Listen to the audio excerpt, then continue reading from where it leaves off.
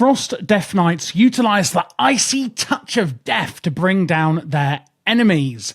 So today I'm going to show you everything you need to know to succeed. It's going to be very beginner friendly, whether you're new to the class, the spec, or even just WoW. And it's also going to be very veteran friendly. So I am going to be going into a high level of detail, but making it basically, okay for beginners. So I want to start off today with the stat priority. And as a Frost Death Knight, of course, we want strength as our primary stat. The way to get that is, of course, getting a higher and higher eye level or item level of gear. Now, I will put the stat priority here for you for secondary stats, which is a general guide of which are better for us Frost Death Knights in the War Within. However, it isn't guaranteed. If you know how, I would advise that you simulate your character. I can help you out on Patreon if you'd like. If you're a beginner, I wouldn't really worry too much about it at all. I would just get a higher and higher eye level to get more strength. The secondary stats aren't going to make that much of a difference when you're getting higher and higher eye level. Then, of course, looking at the secondary stats, first is we have versatility. Is going to increase any damage and also healing done while simultaneously reducing the damage we take. And that is pretty much it for the stats. Again, just get a higher and higher eye level so that we get more strength, and that you're going to be absolutely fine. We then have our mastery, which is called Frozen Heart. This is going to increase the damage of our frost abilities. Really, really easy there. Haste is actually going to increase how quickly we attack, and it's also going to increase how quickly our runes, which are, as you can see here under my character, a resource that us Death Knights have. It's going to actually affect how quickly they regenerate once we use them. Crit. Generally, this just means that we're going to be doing, more damage. Looking at the set bonus, if you don't know these spells or don't understand this, don't worry. I'll be covering it fully in the rotation. So the 2 set, your runic power spending abilities deal more damage. And the 4 set, consuming runic power, has a chance to increase your strength. 2 very passive things that are going to be happening there with our set bonus in Season 1. So next up, we're going to look through the utilities and some of the defensives, etc., that we have available to us as a Death Knight in the War Within. Now, I'm not going to show you every single one that you have in your spellbook or that you can get in the Death Knight talent tree. There are quite a lot. However, if you're a beginner or not a beginner, these are the important ones that I think you should know about. And the other ones that I'm not talking about, do have a look through your spellbook in your spare time, but they're going to be a lot more kind of niche ones. So starting off, we've got up here Path of Frost. This basically for 10 minutes means that you can walk on water. It will freeze the water beneath your feet and you can walk on water. Now, in raids, it generally probably isn't going to be used much. It can be sometimes. In Mythic Plus, there's certain situations where this can actually be really, really useful. And, in certain PvP Battlegrounds and things like that. So it is actually a really good ability to know about. Then we have, where's the target dummies? Then we have here Chains of Ice. And you can see here I've put Chains of Ice around them. Literally, this is going to shackle your enemy and one nearby target. Okay, so it's not like an area of effect. It's only one nearby target. And this is going to cost you 1 rune here. With Frozen Chains, it's going to reduce the movement speed by 70% for 8 seconds. A massive slow. Then we have Mind Freeze. On a 15-second cooldown, this is quite simply your interrupt, otherwise known as a kick. This is going to interrupt your enemy's spellcasting. Then we have Death Pact. Create a Death Pact that heals you for 50% of your maximum health, but absorbs incoming health or healing equal to 30% of your max health for 15 seconds. So it's going to actually give you a massive amount of healing, but then it's going to actually absorb some incoming healing. But overall, you are going to heal more. So this is a defensive cooldown that we can use. We then have here Raise Ally. So although Death Knights can't usually just resurrect people, they can actually have a battle res. What does this mean? Well, it means you can resurrect somebody in combat, and this is how you do it. It is on a long cooldown, however. We then have Icebound Fortitude. Your blood freezes, granting immunity to all stun effects and reduces all damage taken by 30%. Anti-Magic Zone. This is a really cool one, as you can see here. Places an anti-magic zone that reduces spell damage taken by your party and raid members by 20%. and it will last for 8 seconds or until it has absorbed a certain amount of damage. And then lastly, we have Lichborn, draw upon unholy enemy energy to become undead for 12 seconds. You can see you've got the little icon above your head when this is happening. It's going to increase your leech by 6%, reduce damage taken, and making you immune to charm and fear effects. So leech, will actually appear up here on your stats, and this is obviously where you leech back health from your enemy when you deal damage to them. And this is actually going to be like a tertiary stat, whereas, strength is your primary stat. These are your secondary stats, and I would sort of say leech, avoidance, and speed, which you can sometimes get on gear if you're lucky, or you can get them things from like Lichborn. These are your tertiary stats. And these really are the only main utilities that I think you need to know about as a Death Knight in, Season 1, 11.0 of The War Within. Like I said, do go through your spellbook, etc. There's things like Death Grip, and there's Control Undead and other things like that could be useful in more niche situations. But these ones I've shown you, like I said, are the core ones or the important ones that I think you should know about. Now let's actually look at the rotation and the abilities we are going to be using in PvP. So, first up, before you go into battle, I would quickly get up your Raise Dead. You can only have it up for a minute, and it's on a 1.5 minute cooldown. I think it's easiest to just get this out before you go into the gates. Now, going in, the actual rotation we're going to be doing is really quite simple, but we do have a lot of burst potential along with it, with a fair amount of utility. First up, we're going to use Howling Blast. This is going to blast them with damage and infect everyone afflicted with Frost Fever, a disease that deals frost damage over 24 seconds and has a chance to grant you 5 runic power every time it deals damage. Runic power being our main resource, of course, along with our runes. After that, we're going to use our Obliterate. That's going to generate runic power, but also cost 2 runes. And you may sometimes see that we get various procs on these. For your Obliterate, it's going to be Killing Machine. Your auto-attack critical strikes have a chance to make an extra Obliterate, deal frost damage, and critically strike. And then we've got Rhyme for our Howling Blast. Increases Howling Blast's damage done by a large amount. And you can see these are both going to proc very often. Use these procs whenever you get them. Otherwise, we can use our Frost Strike, using that to spend our runic power, chilling your weapon with icy power and quickly striking the enemy, dealing frost damage. And if we need to heal, we can use Death Strike, focusing dark power into a strike with both weapons that deals a total of X amount of damage and heals you for some of it, minimum 11% of your health. And that's a really good way of using runic power to not just deal damage, but also heal yourself. For the burst potential, we have Empower Rune Weapon, gaining 15% haste and generating runes every 1 rune and 5 runic power instantly and every 5 seconds to 20 seconds. You've got Pillar of Frost, simply increasing your strength by 30%. Remorseless Winter, draining the warmth of life from all nearby enemies, dealing damage, but also reducing their movement speed. From the hero talents, which we will be going through in full, is Reaper's Mark. Viciously slice into the soul of your enemy, dealing damage and applying Reaper's Mark.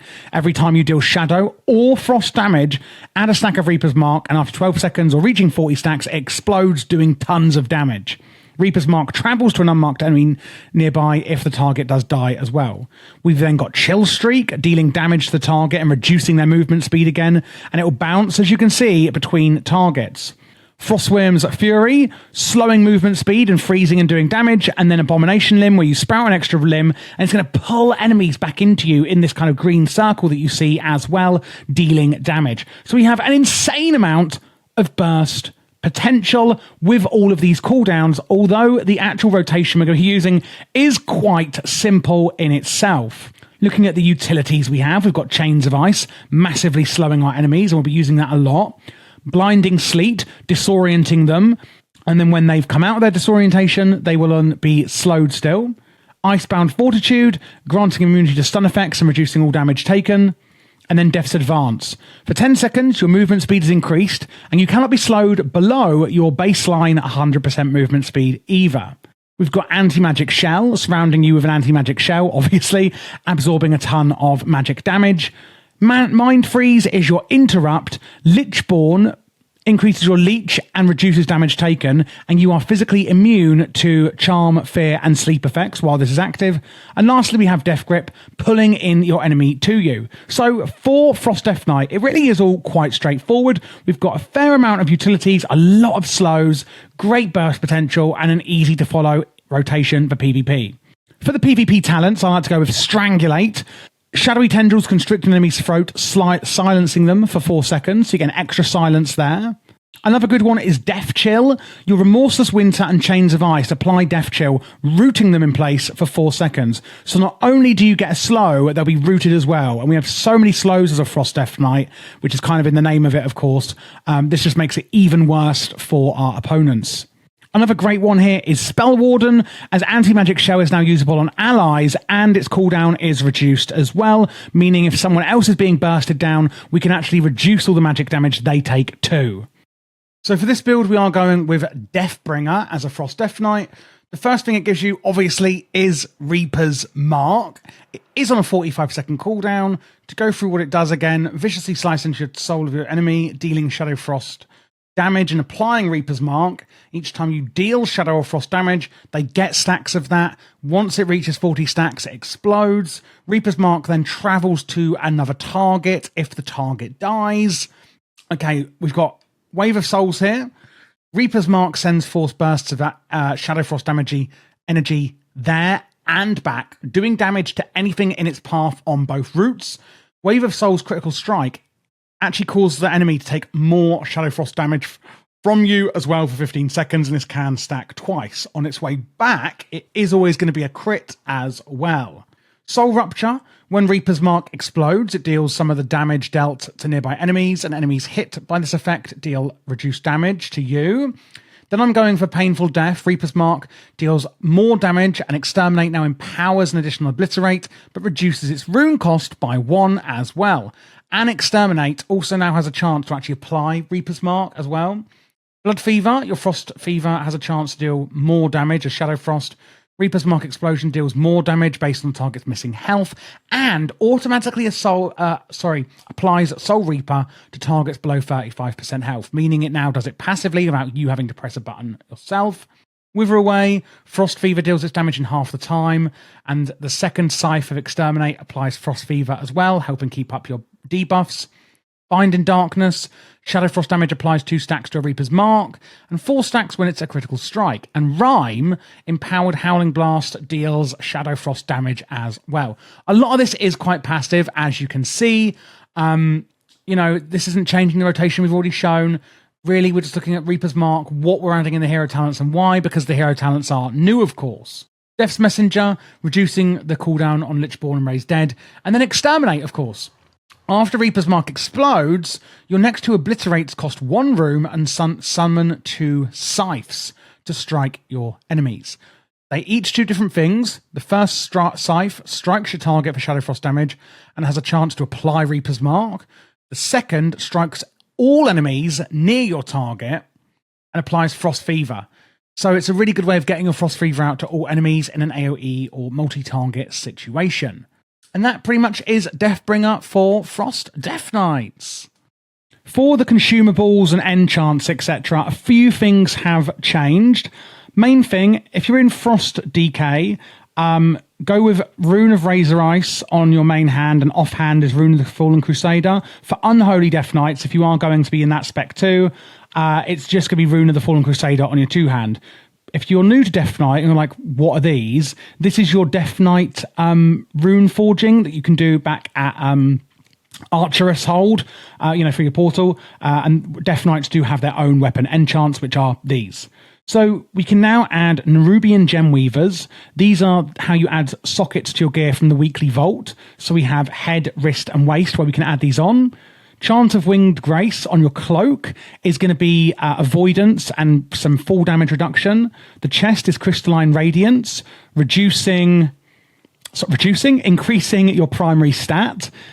Armored Avoidance is obviously avoidance on the wrist. Legs is Stormbound Armor Kit. This adds strength. Scout's March adds movement speed. I think it's 250 movement speed you get on the boots. Critical Strike on the rings, but again, you can use different ones depending on what secondary stat is best if you are simming your character. And then again, the weapons we mentioned. The Magnificent Jeweler settings, you can use 2 now on your neck and each ring, rather than in the previous X-Pack where you could only have 3 sockets added to your neck. Now it is 2 per jewelry slot. For the actual consumables, the Flask of Alchemical Chaos is the best for maximum DPS. Go for the Tempered Versatility one if you just want a kind of all-rounder. But for maximum DPS, it is going to be this one. It's going to massively increase one secondary stat while slightly reducing the other 2.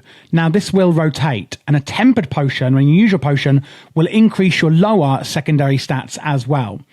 We can go in for Feast of the Divine Day or Salt Baked Seafood for your food.